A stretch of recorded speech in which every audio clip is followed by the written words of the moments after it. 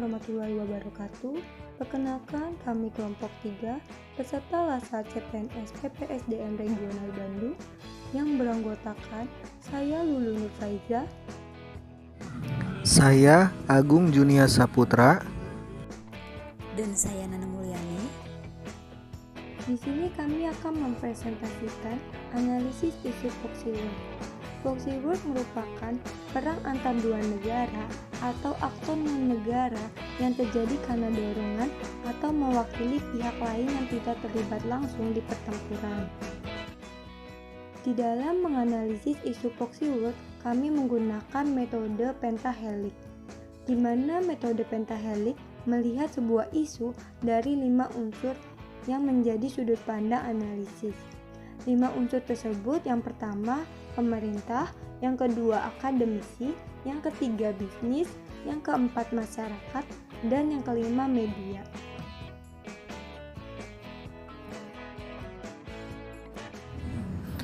Dalam analisis metode pentahelix ini, kami menganalisis 3 isu utama.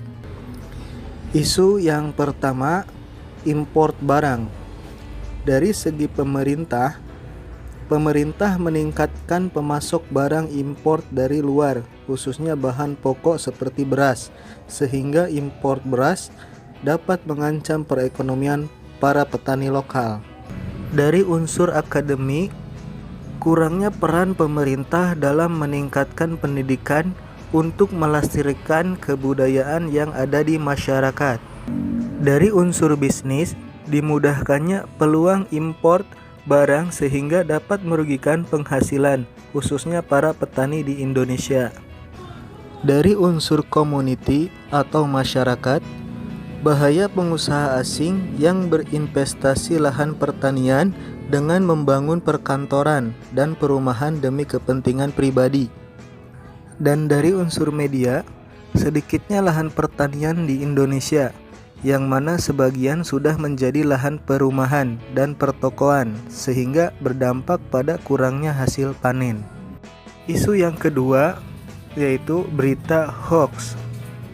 Dari unsur pemerintah kurang cepat dalam menangani berita-berita palsu atau hoax yang sudah tersebar di masyarakat sehingga menimbulkan keresahan di masyarakat.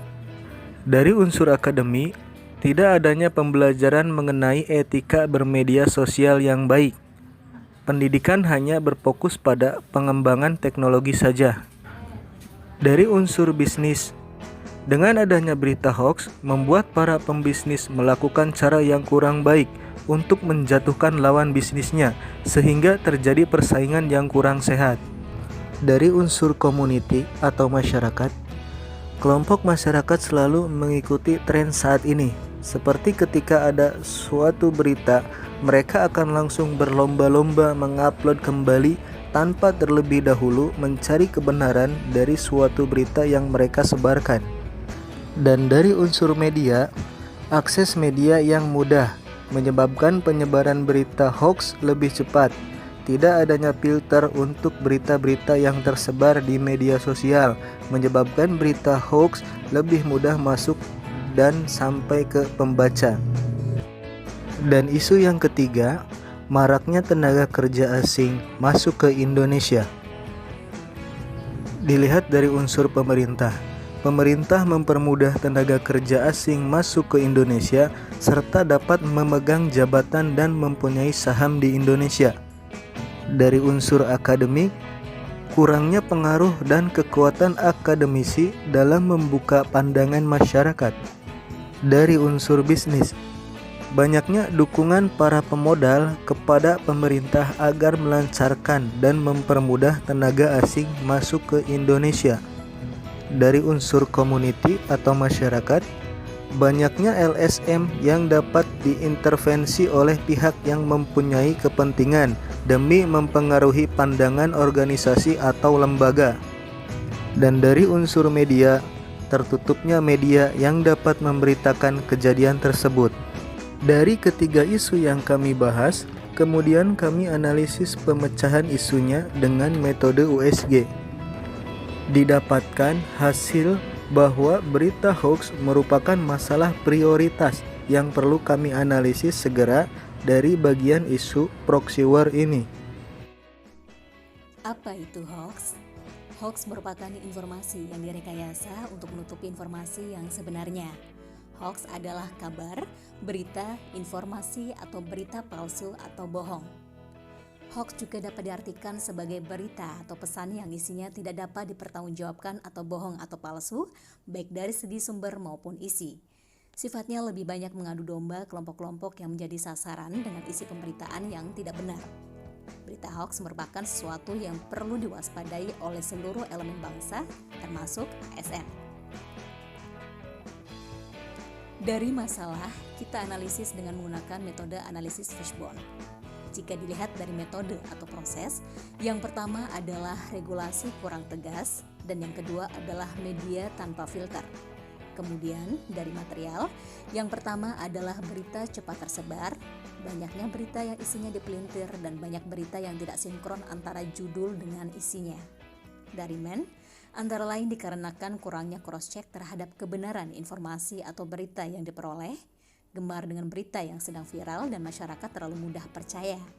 Sedangkan dari machine, terdapat beragam jenis media pemberitaan dan banyak buzzer.